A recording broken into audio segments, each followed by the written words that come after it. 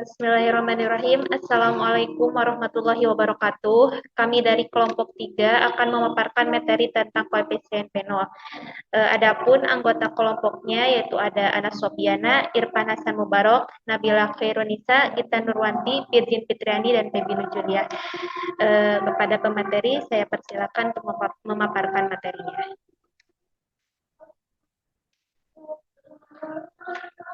Baik, sebelumnya terima kasih kepada moderator yang sudah mempersilahkan saya sebagai pemateri pertama untuk memaparkan pengertian tentang koefisien fenol. Koefisien fenol merupakan kemampuan suatu desinfektan dalam membunuh bakteri dibandingkan dengan baku standar fenol. Koefisien fenol juga adalah perbandingan ukuran keampuhan suatu bahan antimikroba dibandingkan dengan fenol sebagai standar.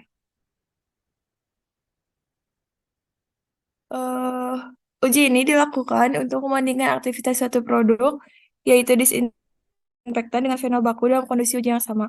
Fenol dijadikan standar dalam uji efektivitas desinfektan karena kemampuannya dalam membunuh zat renik sudah teruji. Penentuan koefisien fenol adalah untuk mengevaluasi kekuatan antimikroba suatu desinfektan dengan memperkirakan efektivitasnya berdasarkan konsentrasi dan lamanya selama 15 menit kontak terhadap mikroorganisme tertentu menurut Somani pada tahun 2011. Next.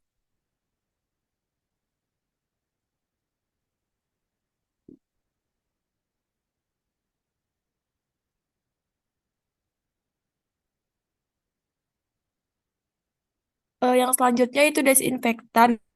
Desinfektan merupakan bahan kimia yang digunakan untuk membunuh zat renik atau bakterisid, terutama pada benda mati. Proses desinfeksi dapat menghilangkan 60% sampai 90% zat renik.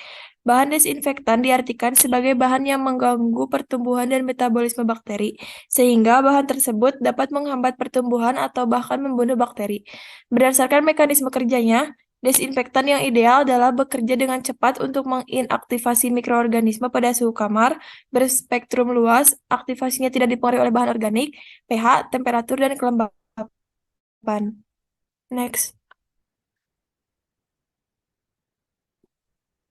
Adapun macam-macam desinfektan di sini yaitu yang pertama ada grup fenol. Contohnya yaitu kreosol, fenol semisintetis, dan lisol.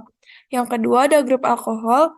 Terdapat jenis 3 alkohol yang digunakan sebagai desinfektan, yaitu ada metanol atau CH3OH, etanol CH3CH2OH, dan isopropanol CH32CHOH. Yang ketiga yaitu aldehid. Contohnya yaitu larutan formaldehid atau CH2O. Next.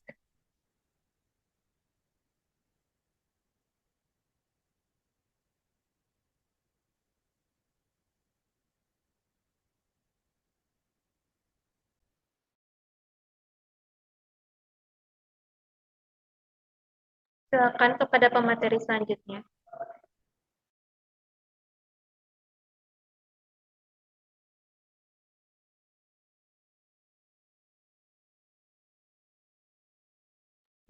Baik, saya saja.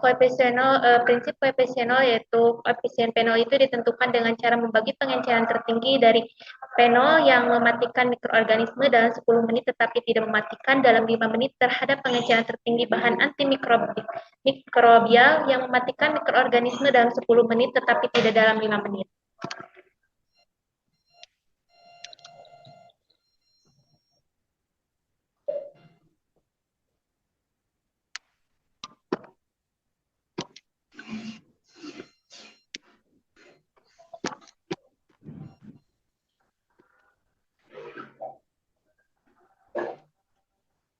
Silakan untuk tujuan kepada pemateri untuk memaparkannya. Yang selanjutnya untuk tujuan koefisien fenol yaitu walaupun koefisien fenol ini digunakan untuk menguji disinfektan, koefisien fenol ini juga digunakan untuk menguji efisiensi kemampuan disinfektan tersebut membunuh jamur. Dan untuk menentukan nilai germisidal atau kemampuannya untuk membunuh jamur pada suatu senyawa murni, serta untuk menghitung nilai antiseptik, Walaupun uji koefisien fenol ini digunakan untuk menguji kemampuan senyawa yang mirip dengan fenol, dalam tahun-tahun terakhir hal tersebut telah berkembang secara bertahap.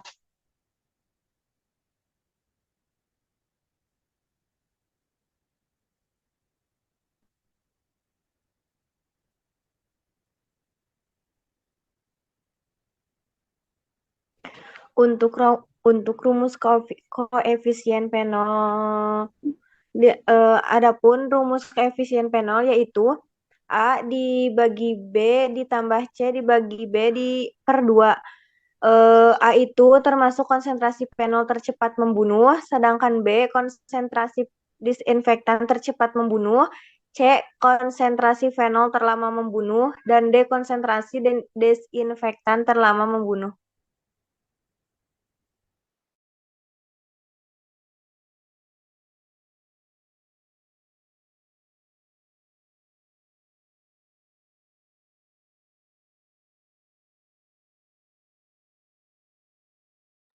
Baik, ini untuk review jurnalnya, kami mengambil judul dari koefisien fenol produk desinfektan yang beredar di salah satu supermarket kota Balikpapan.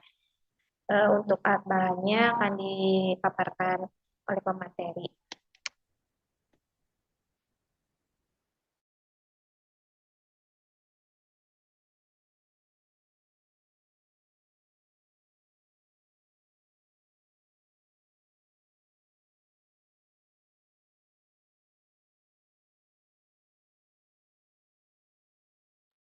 Baik, untuk alatnya itu tabung reaksi, pipet mikro, jarum Ose, autoclave, inkubator, stopwatch. Dan bahannya itu ada fenol, ada bakterinya itu Salmonella, ini Design America Type Culture Collection ATCC 6539. Dan untuk desinfektannya yaitu ada Dettol, SOS, WPC, Harpic, Wipo, dan Domestic.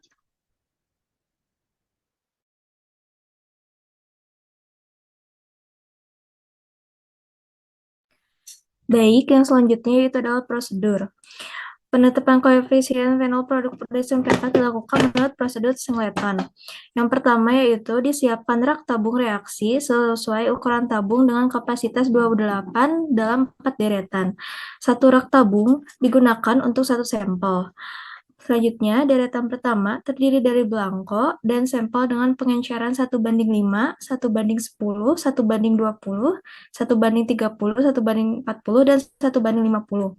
Deret kedua, ketiga, dan keempat untuk tabung berisi media NB masing-masing untuk pengamatan waktu kontak 5, 10, dan 15 menit. Selanjutnya, ke dalam tiap tabung pengenceran, sampel dimasukkan 0,1 mili suspensi bakteri uji yang telah dikocok homogen. Selanjutnya, waktu memasukkan bakteri uji pada tabung pengenceran pertama dicatat sebagai 0 menit.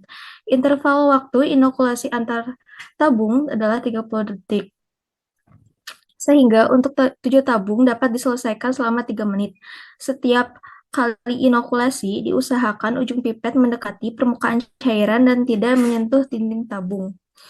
Selanjutnya, 5 menit setelah bakteri uji diinokulasikan pada tabung pertama, segera dikocok dan dipindahkan secara aseptik 1 mili suspensi ke dalam media NB deret kedua satu persatu dengan selang waktu 30 detik sampai tabung ke-7. 10 menit setelah bakteri uji diinokulasi pada tabung pengenceran pertama setelah dikocok, dipindahkan 1 mili suspensi ke dalam media NB.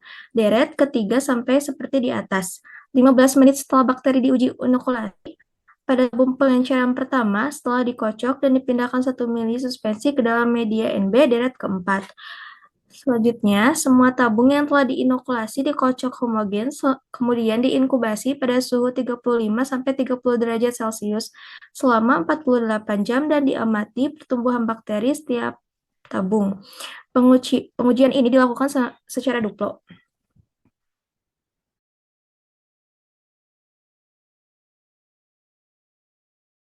Nah, ini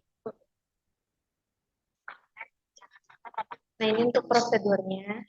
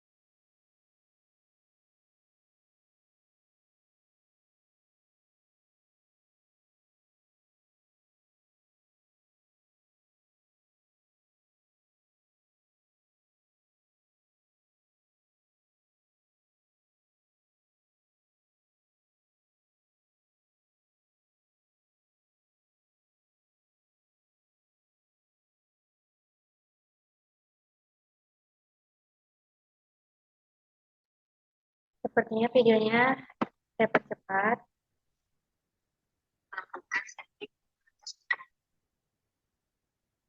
Nah, ini penambahan nantinya disinfektan.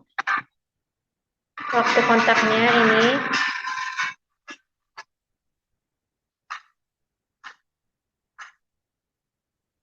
ini seri-seri nanti hasilnya akan sebanyak ini. Baik, kita lanjutkan ke hasilnya saja ya.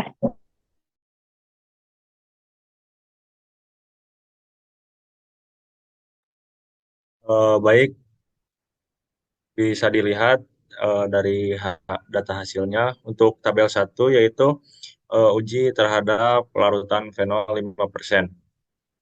Nah, untuk yang strip itu menandakan tidak terdapatnya pertumbuhan bakteri, sedangkan untuk yang simbol plus itu menandakan adanya pertumbuhan bakteri. Nah, fenol digunakan sebagai disinfektan secara umum.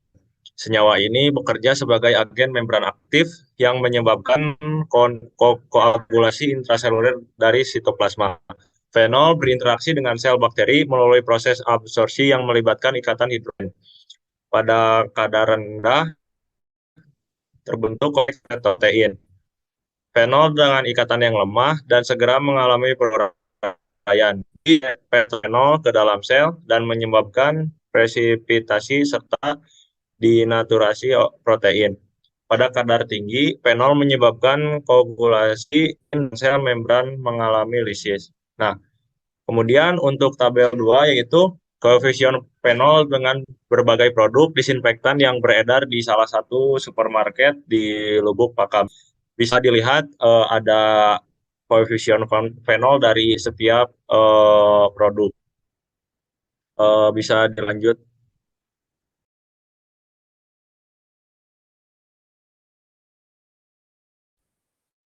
Baik, untuk kesimpulannya yaitu produk desinfektan yang beredar di salah satu supermarket Kota Lubuk Pakam memenuhi persyaratan efektivitas. Koefisien fenol penduduk A, B, C, D, E, F, dan G masing-masing adalah 2,38 banding 2,00 banding 3,00 banding 3,038 banding 2,38 banding 2,63 dan 3,00. DG aktivitas paling kuat dibandingkan produk desinfektan lain yang ditunjukkan koefisien fenol.